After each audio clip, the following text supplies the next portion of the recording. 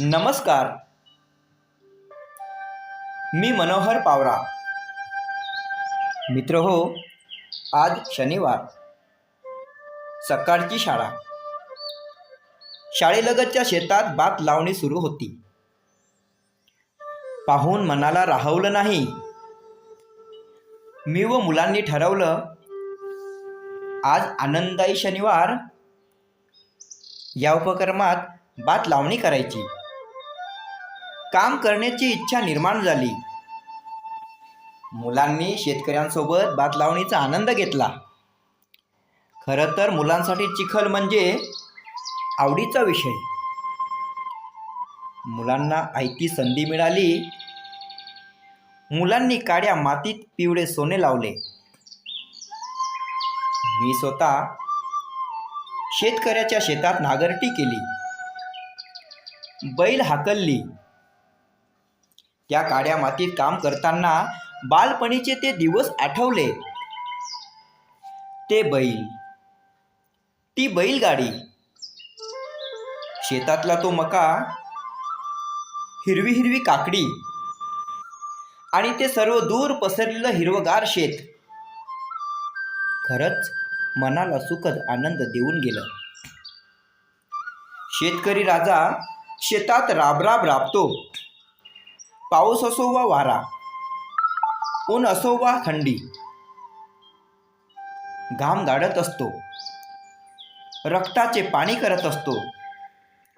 4-5 महिने काम करून पिकवलेल्या अन्नधान्याने स्वतःची पोटाची खळगी भरत असतो व जगाचे पोट भरत असतो. पिकवलेल्या अन्नधान्याला सरकारच्या उदासीनतेमुळे कवडीमोल भावात विकत असतो. सरकार म्हटलं की, सरकार कोणते असू द्या, ते उदासीनच असतं. शेतकरी राजा आलेल्या पैशात कुटुंबाचे उदरनिर्वाह करत असतो. आजोबाचा दवाखाना, घरातील दादाची शाळेची फी, ताईची फी, बसचा पास, दादाला कपडे, ताईला नवीन कपडे, आईला नवीन साडी. स्वतः मात्र जुन्याच कपड्यात राहत असतो. यातच आलेला सर्व पैसा घालवत असतो. कुटुंब आनंदी ठेवत असतो. स्वतः मात्र दुःखी असतो, परंतु कोणाला दाखवत नसतो. जून महिना आला की भाजीपाला, कडधान्य, अन्नधान्य, डाळी, फळे या सर्वांचे भाव झपाट्याने वाढतात आणि दिवाळीपर्यंत आपोआप खाली घसरतात. सरकारला विनंती आहे, सरकारला हात जोडून कडकडीची विनंती आहे. मायबाप